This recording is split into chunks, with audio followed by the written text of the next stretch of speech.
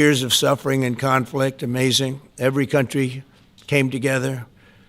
I mean, even the enemies came out and totally endorsed it. Everybody, I've never seen anything like it. Nobody's seen anything like it. And just as we are forging peace and stability abroad, we're also restoring peace and safety and stability at home. And you see that in Washington, D.C., maybe better than any place, because we got there, and within 12 days it was very good. And within 30 days, it's been as safe as any city in the country. It's been great. Took out 1,700 people, got them out. These are career criminals in many cases, and people that shouldn't have been allowed in by the Biden administration. Historically, the summer months have been a time when violent crime soar, as you know, but not under President Trump. Today, we're announcing the results of a sweeping law enforcement effort known as Operation Summer Heat. We were in many cities that people didn't know about. We kept it a little quiet, and it had a big impact, and you'll hear that in a second. But over the past few months, FBI offices in all 50 states made crushing violent crime a top enforcement priority. That's what they did, rounding up and arresting thousands of the most violent and dangerous criminals. And these are among the most dangerous and violent people in the world. They were allowed, in many cases, not in all cases, but in many cases, they were allowed in by a very foolish, actually stupid, open border policy. Just anybody could have come in. They emptied out their jails, their prisons, their mental institutions. They emptied them into our country. And the people behind me have done an incredible job, because if we didn't have that administration, it would have been so much easier. They allowed millions of people in this country that shouldn't have been allowed, including over 11,000 murderers, half of whom murdered more than one person. And many of them are gone now, or they're put in prison, because we don't want to have them come back. So we literally put them in our prison, which we don't want to do. But we bring them back to their countries. Working with state and local partners, the FBI arrested over 8,000 violent criminals during the course of this period. In major cities like in New Orleans, Nashville, we saw a 250% increase in arrests. And we really went after the bad ones. These include 725 individuals wanted for violent crimes against children and murderers. These arrests are in addition to the work of our historic federal task forces that Make D.C. Safe Task Force has been unbelievable. I mean, the job they've done, it's incredible. And it's been so nice, because so many people, they're going out to dinner and they're having dinners. They didn't go out for 4 years. And now they're going out 3 times a week. Restaurants are opening. Restaurants are full. And usually that means a lot of good things. But restaurants that were closed are now opening up. And everybody's happy. It's nobody's ever seen anything like it, actually. And everybody feels safe. You can have a child walk right through the middle of Washington, D.C., and nothing's going to happen. We were losing more than one person a week in Washington. They're being killed on an average of over one a week. The Make D.C. Safe Task Force has been incredible, and the Make Memphis Safe Task Force is having very similar results. It's much earlier, but we've been there for a week and a half, but I'm hearing the results are pretty incredible, and you'll hear about that. They're mobilizing more than 20 federal agencies for the largest law enforcement operation targeting violent criminals in American history. As a result of these efforts, violent crime declined nearly 20% nationwide compared to the same period last year, and it was the safest and most peaceful summer in 2 decades. And honestly, we haven't really even gotten going yet. If we didn't have to fight all of these radical left governors, we could have had Chicago taken care of, as an example. They had, in a short period of time, 4,000 murders in Chicago, and we have to listen to this man stand up and say that we're bad people. And the people of Chicago are walking around with MAGA hats. You have women, beautiful black women, walking around with MAGA hats. Please let the president in, and we don't care how he does it. They're not interested in National Guard or Army, Navy, bring them in, Marines, bring in the Marines. They just want the crime to stop, and more so because of the success that we had in D.C. I think if we didn't have that success, nobody would even believe it. So I want to congratulate all of the incredible law enforcement professionals joining us today, especially Attorney General Pam Bondi, who's terrific, Deputy Attorney General Todd Blanche, who is a fantastic legal talent. He really is. He's a great guy, too. And, of course, FBI Director Kash Patel. They have worked so hard on this and other things.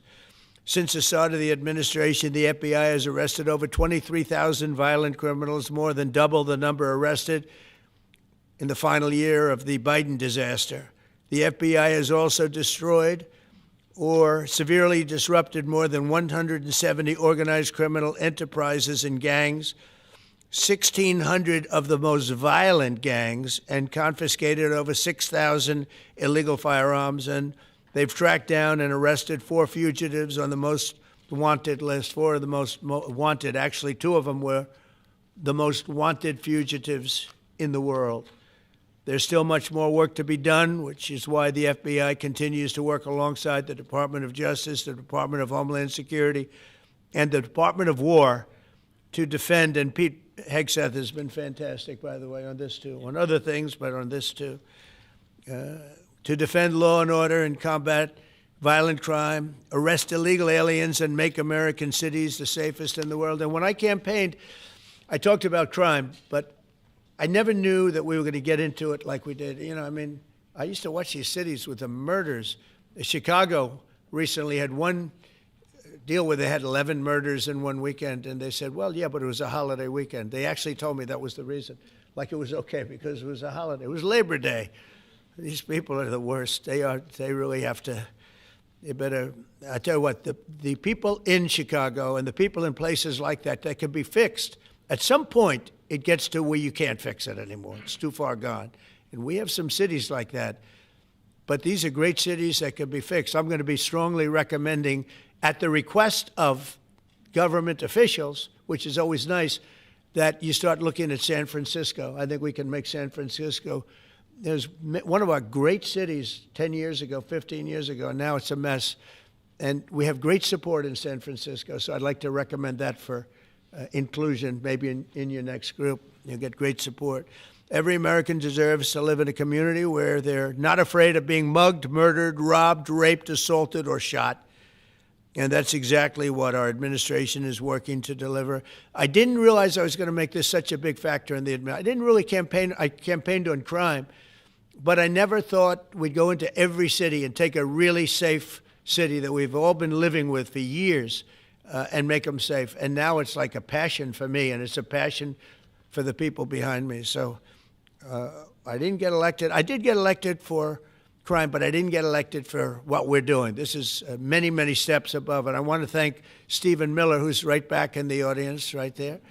I'd love to have him. I love watching him on television. I'd love to have him come up and explain his true feelings, but maybe not his truest feelings. That might be going a little bit too far. But, Stephen, thank you for doing an unbelievable job. And the people of this country love you, I'll tell you, and they love what you say about crime and stopping crime. So now I'd like to ask Director Patel to say a few words, and then Pam and Todd also. And I just want to congratulate them. This is an amazing thing. And we're just at the start. We're going to go into other cities that we're not talking about purposely. We're getting ready to go in. And when they go in, like Kash, as an example, told me that people didn't even know. 5 months ago, they went into Chicago, and they started doing a lot of work in Chicago. And we brought the numbers down a little bit. And but that really was just preparatory work for what we're going to do with the surge. We're going to have a surge of strong, good people, patriots, and they're going to go in, they straighten it all out. So a lot of these cities we're already working on, but we don't do it with a big flavor. But in a little while, you're going to see some numbers that you're not going to believe. And I think you'll probably start with Memphis, because I'm hearing the numbers are much quicker than we even thought possible. But again, D.C. it speaks for itself. Chicago is going to be okay. We're going to save Chicago. And I told you, and I told them, a very respected man, the head of the Union Pacific, said, "Sir, save Chicago. It can be saved." And the way he said it, it was like, can you believe it? We're trying to save Chicago. But I understood exactly what he wants, and that's what we're going to do. We're going to save all of our cities, and we're going to make them essentially crime-free, like other countries have crime-free. If you go all over the world, you go to the world, you hear Afghanistan, and you hear all these different places. Our crime in certain cities is worse than anything they can even imagine. And we're not going to have that any longer. It's going to stop, and it stops right here. Kash, please. Thank you, Mr. President. What I'd like to do is just highlight some of the outstanding work that the men and women of the FBI have been doing. And thanks to your brave leadership and the mandate you were given by the American people to not only defend the homeland but crush violent crime, you tasked us with our great partners at the Department of Justice and the Attorney General and the Deputy Attorney General to start making arrests and bring prosecutions and safeguard our cities. And you said it, this is just the beginning. In just 7 months, I hope the media takes a look at every one of these charts, because these are the best numbers for fighting crime in U.S. history, and it's only 7 months in. And to do that, our vehicle to do it of choice was Operation Summer Heat, which the FBI architected to go after violent criminals. And in just a 3-month span, you had 8,700 arrests of violent criminals. You had 2,200 firearms seized off the streets permanently to safeguard our communities. You had 421 kilograms of fentanyl seized. Just to put that in perspective, that's enough to kill 55 million Americans alone. You had 45,000 kilograms of cocaine seized, and thanks to our Department of Justice partners, you had 2,100 indictments in 3 months, from June to September alone. Mr. President, that in and of itself would be historic for a 4-year presidency. You did that in 7 months because you let good cops be cops, and you partnered us with the right people at the Department of Justice to put the handcuffs on and bring them to court and put them in prison. And if that weren't enough, when you look at the year, for the entire 7-month period that we're talking about here, if you look at the past 4 years of the Biden administration, 16,000, 17,000, 15,000, 15,000. That's the number of arrests year over year of violent felons in this country for the Biden administration. Mr. President, in 7 months, you have 28,600 arrests of violent felons in just 7 months alone, because of your leadership and the dedication of the men and women at the FBI who want to go out there and do the job they were prevented from doing, because that department used to be weaponized and politicized. And this is what happens when you take out the fangs of weaponization. This number is historic by every metric. 28,000 people have been arrested, violent felons alone. And then when you go over there and look at some of these charts, if you don't mind, I'll just hop over here. Look at the metrics for not just violent crime, but the homeland. Mr. President, during your administration, the FBI has found and located 5,400 children. That is a 30% increase year to date over the last administration. Violent crimes against children arrests alone are up 10%. Gang arrests are up 210% in the last 7 months alone. And transnational organized crime, which Stephen Miller has been a great partner in, is up over 12% alone. These numbers are historic just as a snapshot. But just so people don't think we're focusing on violent crime alone, the national security mission, Mr. President, under your leadership has never been stronger. We have gone after espionage activities against our main counterparts in China, Russia, and Iran. In China alone, we've had over a 50% increase in espionage arrests alone and prosecutions. In Iran, we have had a 50% increase, again, in espionage cases. And in Russia, we've had a 33% increase in espionage cases alone. When it comes to counterterrorism, year to date, we have 125 arrests this year versus 100 last year, year to date alone. And when it comes to the cyber criminal activities, which are some of the largest enterprises plaguing everyday Americans, we at the FBI have put out a mission to go after cyber criminals like never before. Last year, they had in total 191. This year, you already have 252 arrests. 52 arrests of violent cyber criminals who are stealing from senior citizens, who are violating our children's rights and freedoms, and who are violating everyday Americans. These programs are record. And two of the things I'll finish with that I'm most proud of, Mr. President, this FBI. Fentanyl. As you know, it's a scourge that is killing our youth, 100,000 plus a year. To date, the FBI has seized 1,900 kilograms of fentanyl. That's enough lethal doses to kill 127 million Americans alone. To date. And if that weren't enough, Mr. President, you said we have to go after the worst of the worst. And you empowered our Department of Justice, our Attorney General, Deputy Attorney General, and the Deputy Director at the FBI, led the charge, not just on Summer Heat, but he also led the charge in the FBI's 10 most wanted fugitives. These people have been on the run for years. And in 7 months, you captured not 1, not 2, not 3, but 4 of the FBI's most top 10 fugitives. 4. And just to put that in perspective, Mr. President, the Biden administration captured 4 in all of 4 years. You're on 7, and we're going to get to 10. We're going to get to 10 of 10. This includes a lady who murdered her 6-year-old handicapped child and fled to India. We got her in 2 months. This includes a narco trafficker. This includes a sex trafficker. This includes another first-degree murderer and gangbanger. These people were on the run because of the prior administration's reckless policies that destroyed our communities, and you came in and with a mandate said, go after the worst of the worst. This is just the beginning. This is what happens when you let good cops be good cops at the FBI. Mr. President, I just want to thank you for your incredible leadership, our brave partnership with prosecutors who know how to bring cases and make sure these arrests stick. And that's what the Attorney General and the Deputy Attorney General have led the charge across this country, because arrests without prosecutions are meaningless. We are deterring criminals from doing this activity. We are preventing criminals from coming into America, and we are absolutely crushing violent crime like never before and defending this homeland, sir. And not to mention, I almost forgot this one, it took you, sir, 2 weeks to get the Abbey Gate bomber. Joe Biden had 4 years to look for him. You got him in 2 weeks, thanks to the interagency effort by the FBI and the CIA, went to Pakistan, and now 13 brave warriors who were senselessly murdered because of disastrous Afghanistan withdrawal. They have justice, their families have a peace of mind, and we're going to continue to find the others, Mr. President. On behalf of the FBI, sir, I just want to thank you. Thank you very much, Kash. Great job. Very good. Very impressive. Ken, would you like to say? President Trump, the men and women of law enforcement say 2 things to me repeatedly. First, you have taken the handcuffs off them and let them do their jobs, and you let cops be cops. That's why all this is happening.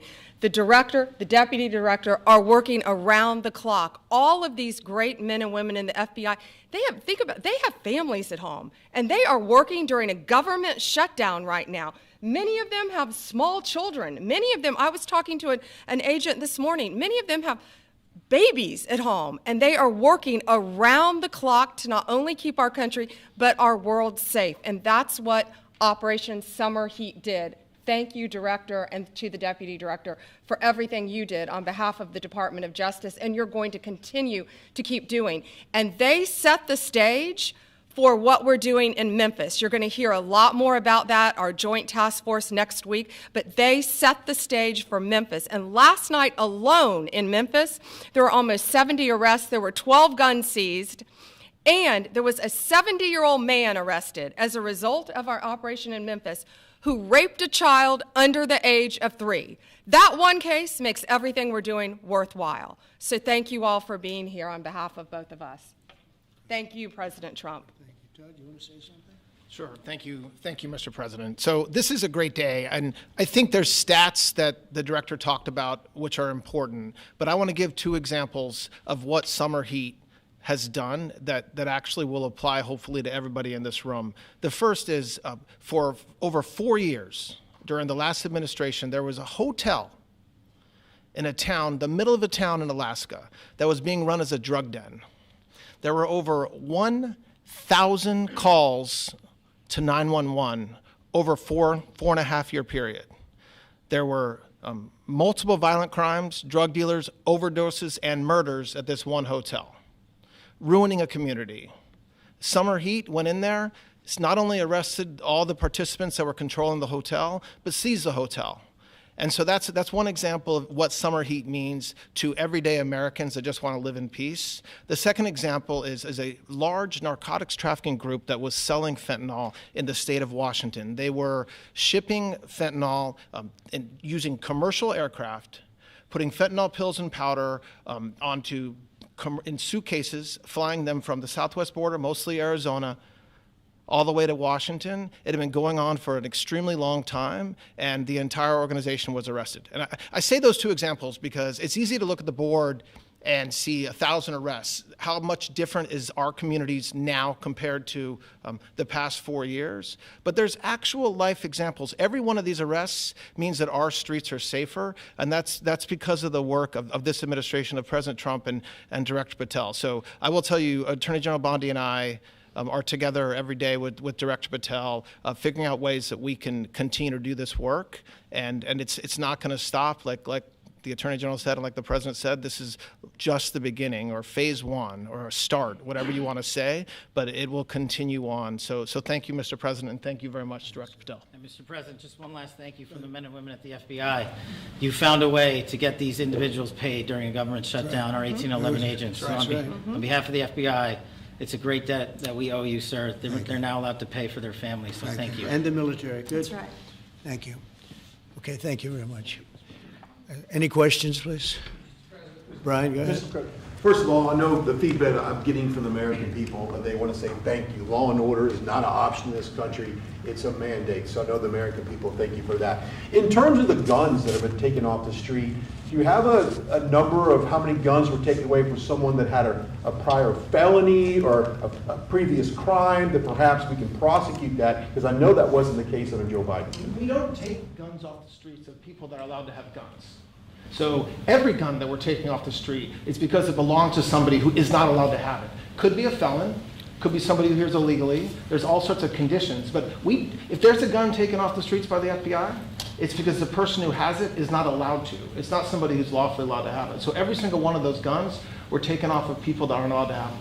And not including the FBI, all of the other agencies. ATF alone, since January 20th, has removed over 25,000 illegal guns off our streets, just since President Trump's been in office. And Mr. President, if I could follow up on that, could there be any further conversation to have national concealed carry applied to actual DC? Like if you had a driver's license in Texas and you had a permit, of course you could drive. Well, as you know, they've been talking about that for a long time. It's an interesting question. A lot of people feel strongly both ways, but we are talking about that, Brian. Thank you.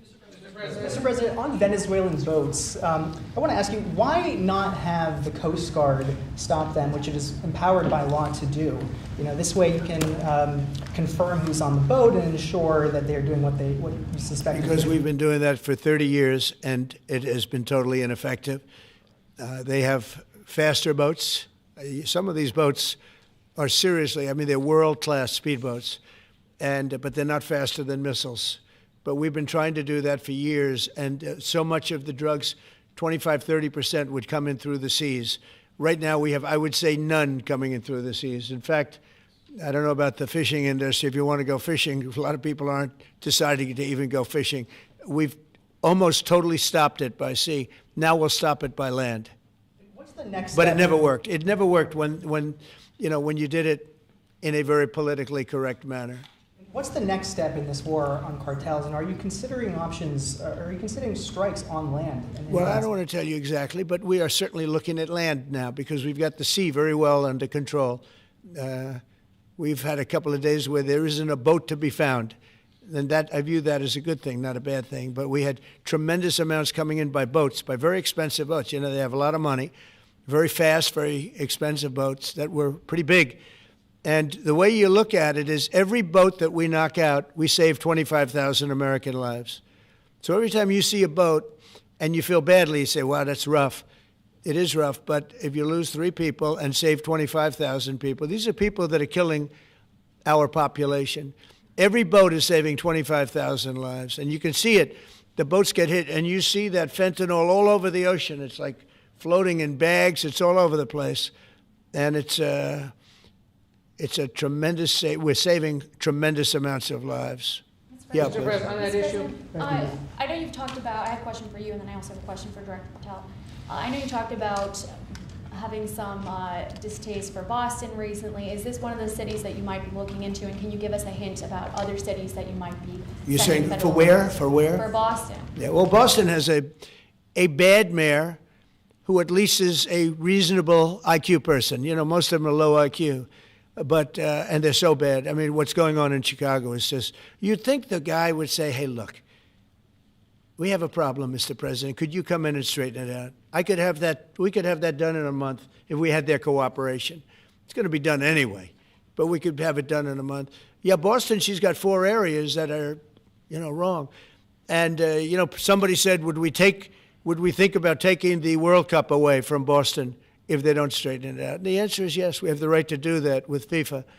So if we think that L.A. is going to be bad, or we think that applies a little bit to the Olympics too, but we'll talk about FIFA first. FIFA is very hot. If we think there's any reason that, whether it's Boston or anywhere else, that they're not doing their job, we're going to take those World Cup games and move them someplace else. Thank you. And then Director Patel, there's been so many conspiracy theories swirling around about the assassination of Charlie Kirk. Do you have any updates for us, especially in light of all the online content that everyone's been talking about? The only thing we deal with at the FBI and the Department of Justice is facts. And we delivered at record speed a manhunt to capture Charlie Kirk's alleged assassin in 33 hours. And if you put that in perspective to Luigi Mangione with the Boston bomber, they took them 5 days and a police officer lost their life in their manhunt. We are running on absolutely every single lead, and the best thing we can do to honor my friend Charlie Kirk's life is to make sure that everyone involved is prosecuted to the full extent of the law, and that's what we're focused on, investigating the facts, not trading in conspiracy theories. Okay?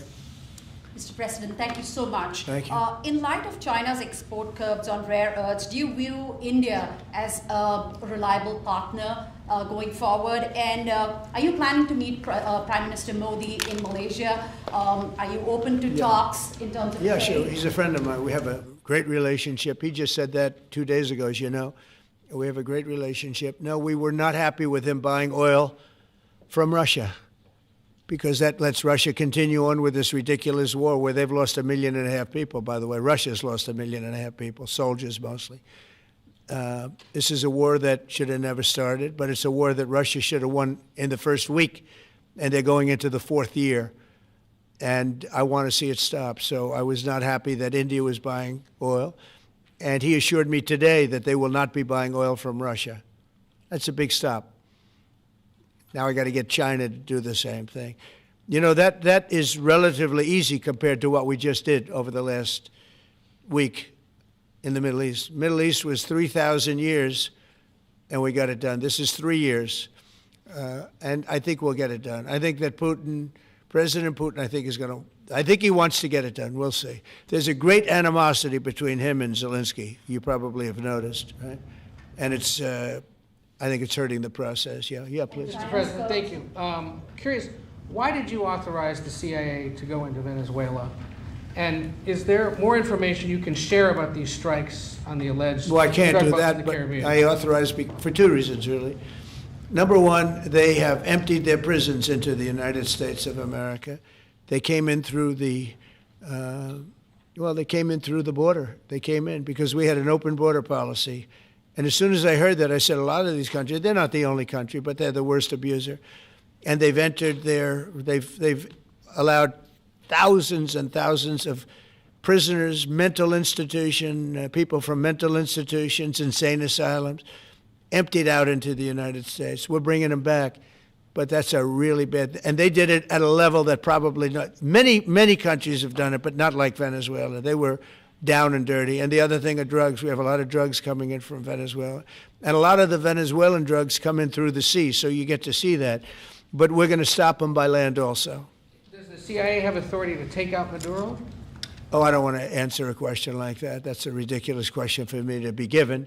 Not really a ridiculous question, but wouldn't it be a ridiculous question for me to answer? But I think Venezuela is feeling heat, but I think a lot of other countries are feeling heat too. We're not going to let this country, our country, be ruined because other people want to drop, as you say, their worst. They have given us their worst. They've loaded up our country with prisoners, with mentally ill people that are seriously ill, criminally ill, and we're not going to take it. And so, I mean, it's just one of those things. And I can tell you, we've taken care of the sea. There's nobody, and we're watching. We're watching. And if we see it, we'll save it. Yeah, please. On the ships, though, sir, there are Republicans and Democrats up on the Hill concerned that in the briefings they've gotten about those attacks, they're not necessarily getting information about who was on them and what exactly was on those ships. Can you ensure that? But they are given information that they were loaded up with drugs, and that's the thing that matters. When they're loaded up with drugs, they're fair game. And every one of those ships they're not ships, they're boats, they're speedboats. They're extremely fast, record-setting type speedboats. They cost a lot of money, and they have a lot of money because they're drug sellers. But they know one thing, and they all have the same thing in common. There's drug dust. They call it drug dust. They call it fentanyl dust all over the boat after those bombs go off. And you can take along. Attack them, though, that they're We know before. We know when they go out. We know we have much information about each boat that goes out. Deep, strong information. Yeah, please. Sir, you're going to have Vladimir Zelensky here this week. What is your message at this stage of the war for him? And shy of tomahawks... To who is that? For Zelensky. Yeah. And shy of tomahawks for Ukraine. Are you considering other options, and will you speak with Vladimir Putin about No, that? we're looking at other options. We are. President Zelensky's coming in. I'm not a fan of the war. I'm not a fan of the way it started. It should have never happened. It wouldn't have started if I were president. The election was rigged. And because of that, we lost a lot of lives have been lost because of that war. Not American lives, but if I can save a lot of lives, that's why I'm in it. I want to save lives. I've had 8 wars. The Prime Minister of Pakistan got up the other day, said so beautifully, he says, you saved millions of lives. He told that to a group of people right in this office. He said the president saved millions of lives. And I think what he's referring to is the fact that that would have been with India, a nuclear war. That was getting very close. You know, 7 planes, they don't talk about it, but 7 aircraft were shot down. In fact, we have the new ambassador to India right here. They're well represented. You better represent us, not them, okay? Yeah. But Sergio's going to do a great job. He's going to do a great job. But no, we'll be talking about the war with him, and we'll be talking about, I mean, they want to go offensive. I'll make a determination on that, but they would like to go offensive, you know that, and we'll have to make a determination. Can I follow up the question? Given you have the FBI Director and Attorney General here today, Jim Jordan has asked Jack Smith to appear in front of the House Judiciary. You mean deranged, Jack? He's a deranged individual, yeah. He's asked him to Well, they should. I'm surprised it takes so long. You know, we're talking about violent crime. What about the crime against a political opponent? That's what we have to talk about, too. Jordan would like to understand the full extent to which the Biden-Harris Justice Department weaponized federal law enforcement. What do you think the committee will find out, Mr. Smith? I think it was the worst weaponization of a political opponent in the history of the world, let alone this country. And I hope that everybody's, you know, they're involved in it. I'm not. I'm the one that had to suffer through it and ultimately win. But what they did was criminal. Deranged Jack Smith, in my opinion, is a criminal. And I noticed his interviewer was, I think that was Weissman. And I hope they're going to look into Weissman, too. Weissman's a bad guy. And he had somebody in Lisa, who was his puppet, worked in the office really as the top person. And I think that she should be looked at very strongly. There was tremendous criminal activity having to do. If we don't have fair elections in this country, we're not going to have a country. And I've said it from the beginning, fair elections and borders. And we need also fair press, because if you don't have fair press, it's very tough. And we've got the strongest border of anybody. Nobody has a border. We have a border where the numbers just came out again. You saw 0 people came in illegally. Now, we do take people into our country legally, but 0 people. But you know, you're talking about a different subject. You're talking about political crime. They have committed massive political crime. I hope they're looking at Shifty Schiff. I hope they're looking at all these people. And I'm allowed to find out. I'm allowed to, you know, I'm, in theory, the chief law enforcement officer. But I have a very good, talented group. This is about something else. But I hope they're looking at political crime, because there's never been so much political crime against a political opponent as what I had to go through. They raided my house in Florida. It was an illegal raid. I have a lawsuit that was doing very well. And when I became president, I said, I'm sort of suing myself. I don't know. How do you settle the lawsuit? I'll say, give me X dollars, right? And I don't know what to do with the lawsuit. It's a great lawsuit. And now I won. It sort of looks bad. I'm suing myself, right? So I don't know. But that was a lawsuit that was very strong, very powerful. They raided illegally my house in Florida, Mar-a-Lago. They went through the drawers of my young son. They went through all of the cabinets and drawers of the First Lady. She walked in, she said, wow, what happened? Because she's very meticulous, and this wasn't so meticulous. As she looked into the drawers and she saw everything a mess. It's what they did against a person that just got out of office. And then you look at these corrupt people. You look at Hunter Biden. You look at the signature. As an example, the Europen. I just signed so many different things. An admiral, a 4-star general. I'm signing them left and right, the commissions. And by the way, I want to compliment John Thune and also Mike, our great speaker. But John Thune All of a sudden, I'm getting these things by the hundreds. I was getting one every 2 weeks. It would have been 4 years before you got them in more. You would have had some that didn't even get in, all because of Democrat obstruction. So John Thune did a great job. I must have signed 200 into the administration. We're just about caught up. It's amazing. And so compliments to John. He had to do some things that were very tough to do that he didn't want to do, but he was forced to do it by the Democrats. And as far as the shutdown's concerned, this is a Democrat Schumer shutdown. And he's trying to do it to get relevance back into the party because he's a loser. I've known him all his life. He's always been sort of a loser, but an intelligent one. But I think he's losing IQ points with time. I think that happens. I hope it hasn't happened with me. I know if it did, you guys will let me know about it very quickly. Question on violent crimes, sir. Here in D.C., a judge has given the two teenagers that beat up ex-Doge staffer Big Balls probation. That's incredible. And no jail time. Is this justice?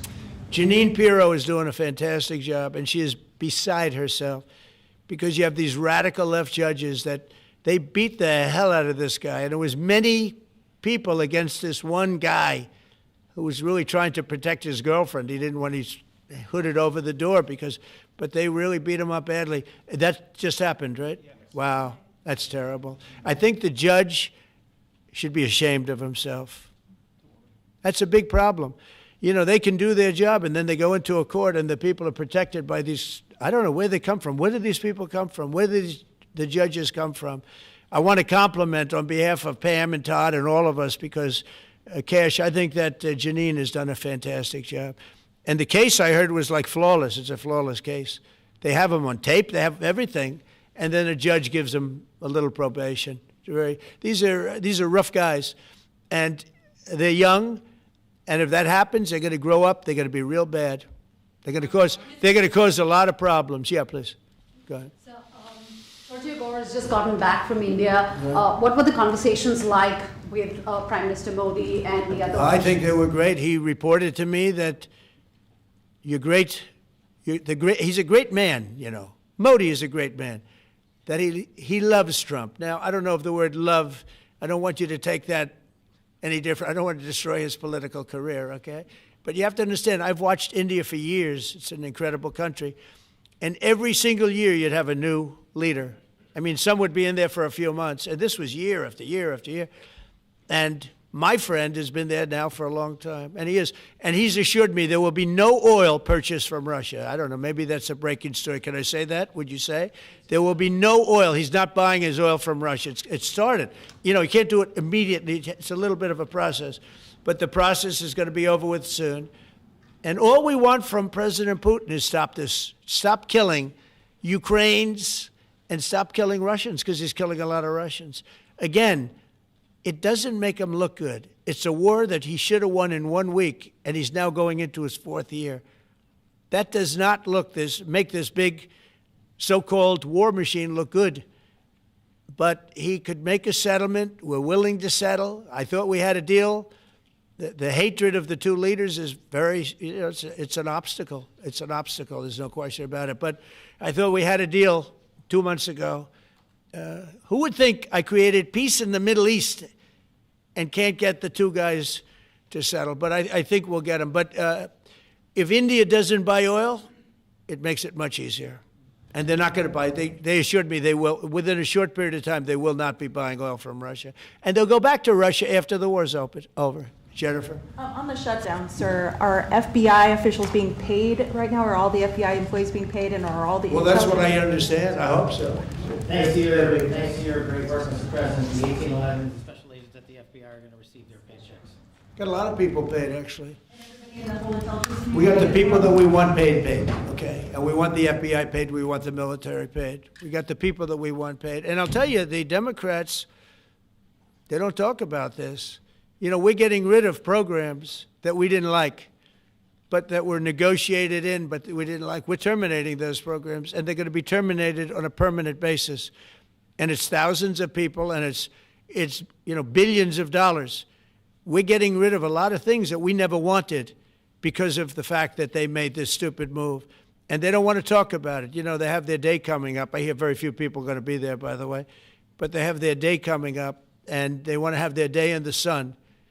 But they should really make a deal. So what we're doing, I mean, they call him Darth Vader, but he's actually a very nice person, Russell Vogt. But Russell Vogt is really terminating tremendous numbers of Democrat projects. There's not only jobs, I mean, the project in Manhattan, the project in New York, it's billions and billions of dollars that Schumer has worked 20 years to get. It's terminated. Tell him it's terminated, Jennifer.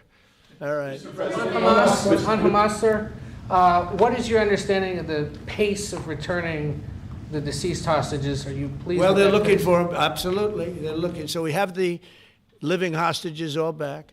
They returned some more today. It's a gruesome process. I almost hate to talk about it. But they're digging. They're actually digging. There are areas where they're digging and they're finding a lot of bodies. Then they have to separate the bodies. You wouldn't believe this. And some of those bodies have been in there a long time.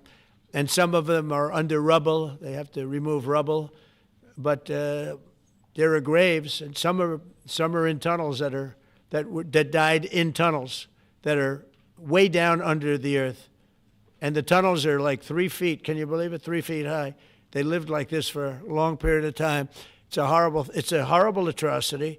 At the same time, we, meaning Israel, but I knew everything they were doing pretty much.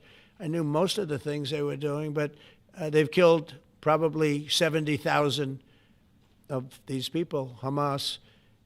And I said, it's time now. So we'll see what happens. We'll also see what happens. Your next question is going to be the weapons. We want the weapons to be given up, sacrificed, and they've agreed to do it. Now they have to do it, and if they don't do it, we'll do it. We had the head of CENTCOM today suggest that Hamas needs to hurry up and disarm and follow your comprehensive plan. Yeah. That it was the head of CENTCOM saying that. Is that not a signal to Hamas, to the rest of the world, that at some point the U.S. military may more directly engage? We won't need the U.S. military. We won't need it. Why not just yield? Because we're very much involved in it. If we weren't involved, there wouldn't be peace. If we didn't destroy the nuclear capability of Iran, that deal would have never happened for two reasons. The Arab nations would not have felt bold enough to do it because you have a very powerful, at that time, Iran. It's not powerful anymore between what Israel and us did, because, the attack was, if you look at it, we helped them very much. They will be the first to tell you, including shooting down thousands of drones that were coming into Israel. We shot them down. We were shooting them down like it was target practice, but we shot down thousands of drones and missiles also going into Israel. But between what we did to Iran that way with the, conventional, we will call it, and what see that beautiful plane, that B-2, I noticed it on the desk. I always thought it was beautiful, but I never understood it. Now I understand it. It took in hundreds of thousands of bombs in the form of two, but hundreds of thousands of pounds of bombs. And every single bomb hit perfectly. Then they sent Tomahawks in. They sent 30 Tomahawks on top of it. And that was totally, CNN said, well, maybe it wasn't as bad as Trump said, because I said obliterated. Obliterated is not a strong enough word, actually. And you saw the Atomic Energy Commission came out and said the word obliteration is very, very... Think of it. They came in under potential fire. They entered Iran airspace late at night, in the dark, no moon. The moon was low for a reason. What time we picked it. Couldn't see anything. And they hit every target, and they weren't hit. Nobody saw that plane. That plane is stealth. Nobody saw it. The problem with that is it may be stealth today, but tomorrow it won't be. And we just ordered about 20 brand new B-2 bombers. It's unbelievable as a weapon. I know Putin, when I was riding with him in Alaska, we passed a lot of them. And he said, that really did the trick. I said, yeah, it did. It's amazing. The flying wing. But you still foresee no reason for the U.S. military to get involved in Gaza? No, I don't see that. No, I think we're going to handle it very well. We'll be helping Israel. But we have other countries that are now. We signed, many countries signed. And many of those countries relatively are very strong military powers. And Hamas has no support. See, Hamas had the support of Iran. And now Iran says, don't get us involved. The last time they got them involved didn't work out too well. So they used to have the support of Iran. Today, Iran they're trying to survive. You know, when I heard the reports 2 weeks ago, Iran's looking to build a nuclear weapon, I said, don't worry about it. They got a lot of things they want to do before nuclear weapons. I said, the last thing they want to do is a nuclear weapon. It didn't work out. And if they did a nuclear weapon before they got even close, that site would be attacked and it would be wiped out. Yeah. Mr. President, you're meeting with President Xi in a few weeks. Yeah. If you can't come to an agreement or a deal at that meeting, are we in for a sustained trade war with China? Well, you're in one now. Look, we have 100% tariff. If we didn't have tariffs, we would be exposed as being a nothing. We would have no defense. You know, they've used tariffs on us, but we've never had anybody sitting in that chair that felt the need to do it. And they've allowed us to be $37 trillion in debt, et cetera, et cetera. Tariffs are a very important tool for our defense, for our national security. If we don't have tariffs, we're not going to have national security. As an example, if you look at Pakistan and Iran, I told them I was in the midst of negotiating a trade deal with Iran, and Pakistan was going to be in line. And because of tariffs, they all want to negotiate much differently. We're making a good deal. And then I heard that they're shooting at each other. And I said during one of my conversations, are you guys going to go to war? Two nuclear powers. We are thinking about, I said, here's the deal. You go to war, I'm going to put a 200% tariff. I'm going to stop you from doing any business in the United States. I said it to both of them. Within 24 hours, the war ended. That would have been a nuclear war. And again, the Prime Minister of Pakistan, who was here 2 weeks ago, said that that man saved many millions of lives in front of a whole group of people because he thought it was going to be war. But when it came to war or having to pay massive tariffs, the tariffs overrode. That's why it's so important. Not only the money, we're taking in trillions of dollars, not only the money, the power to keep peace, the power to be used for good is enormous. But a lot of people didn't understand tariffs. It's also made us very rich. We have a big case coming up in the Supreme Court, and I will tell you, that's one of the most important cases in the history of our country, because if we don't win that case, we will be a weakened, troubled, financial mess for many, many years to come. I don't even know if survivable is a good term. And if we do, we're going to be the most powerful economic country in the world. And all we're doing is using them as a defense against what took place for many years. China would charge us tariffs. It was incredible, but we weren't allowed to charge. And we're allowed to do whatever we want. We just had presidents that didn't want to do it for whatever reason. And it was nothing. But of the 8 wars, I was saying 7, of the 8 wars, I would say tariffs are directly responsible for me ending 6 of them, 5 or 6. Without the tariffs, you have wars raging all over the world. With the tariffs, other than Russia, we have no wars out there. And we've made a lot of good friends, too. Tariffs are so important to our national security. If we don't have tariffs, we don't have national security. Our country would suffer a level that, because they're used so strongly on us. As an example, the European Union, they won't take our cars, they won't take our agriculture, they won't take anything, but they send their cars in, Mercedes, BMW, Volkswagen, by the millions. We don't send any cars. They don't take them. They were tariffing us out. Agricultural products, they don't take our agriculture. They want their farmers to do it. I understand that. But it was very unfair, and they were tariffing our product. They're keeping out by using tariffs. And we didn't use them, but I used them. And now we made one of the great deals with Europe. $650 billion they pay us, and we've evened it out. It's really a good thing to see. And you have to understand, they've all signed. Japan, South Korea. I mean, South Korea, $350 billion up front. Japan, $650 billion. And they've all agreed to it. They're all happy. But before, it was a total ripoff. And if we don't have the use of tariffs, we have no national security. This country will have no financial security, will not have national security. And the people that brought the lawsuit are people that are aligned with foreign nations that are now being treated fairly as opposed to just ripping us off and ripping us asunder. So, but if we are not allowed to use what other people use against us, there's no defense. It'll be a disaster for America. That's why I think I'm going to go to the Supreme Court to watch it. I've not done that, and I had some pretty big cases. I think it's one of the most important cases ever brought, because we will be defenseless against the world. Okay? You'll go to the tariff case? Did you have one? Yes, please. Thank you, Mr. President. I want to ask you about the Georgia Senate race. I know it's very early, but there's several Republicans in that field that are vying for your endorsement. A lot of good people in that field. Yes. I know all of them, actually. I haven't made a decision on that, but you have some very good people in the Georgia Senate race.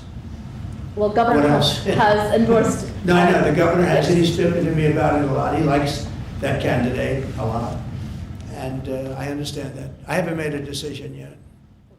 But I'm following that race very carefully. I think it's very important for Georgia to get a real senator, because the senator they have now is a horrible senator. He allows all the crime, all the borders. You have open borders. I mean, his whole philosophy is a disaster. That's not representative of the people of Georgia. I know the people of Georgia. I won Georgia 3 times, but they say twice.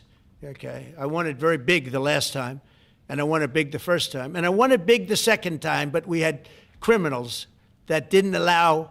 I mean, I hope they're going to go into that. I hope they go into the votes which are being stored in Fulton County, and take a real look at those votes, okay? Because I won it the second time too. But I know Georgia very well. I love Georgia. Those people are great, and they deserve a good senator, because the man they have now is a weak, ineffective person. Okay.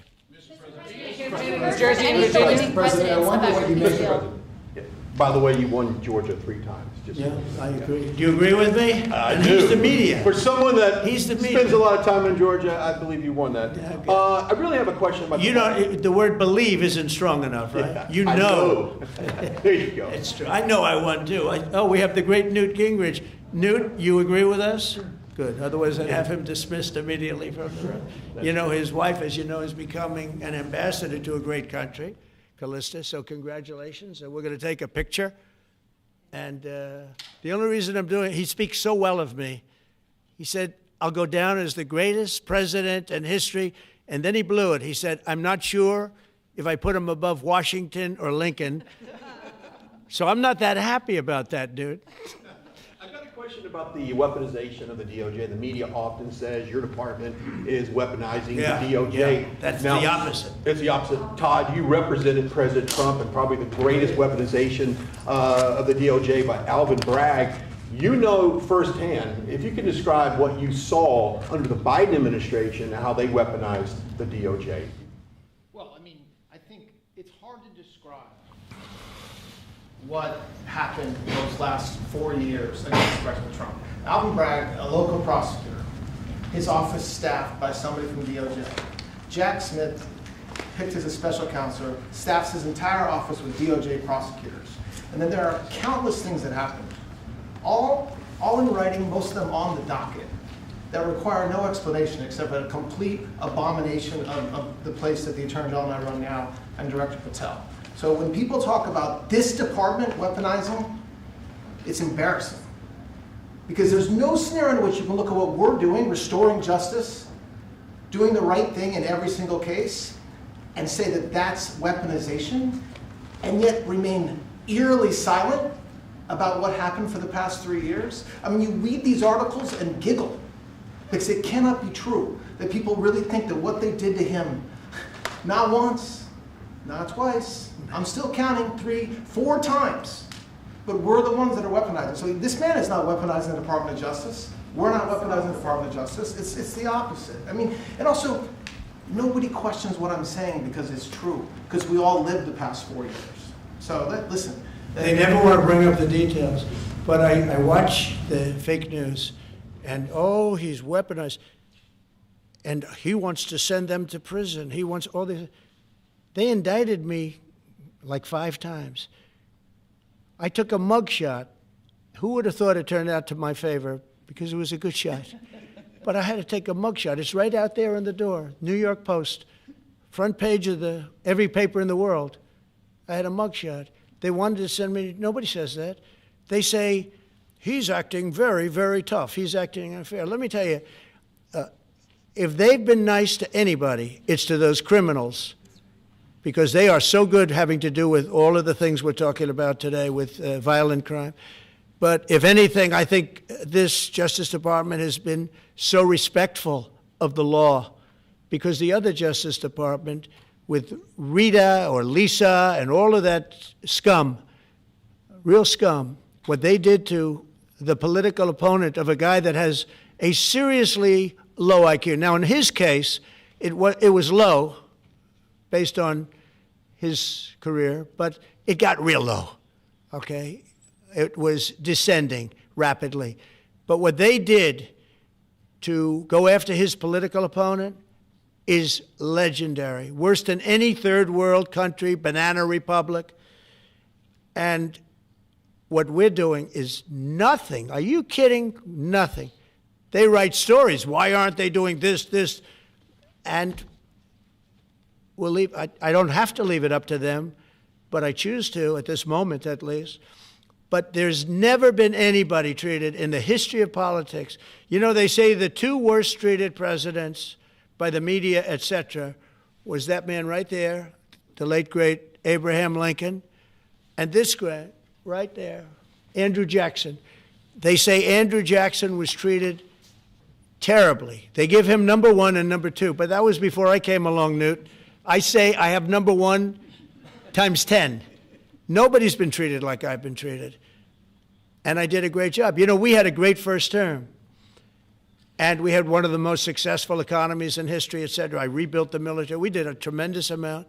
The last part, we had a horrible thing called COVID, and we handled that well. We made ventilators for nations all over the world. We did a great job.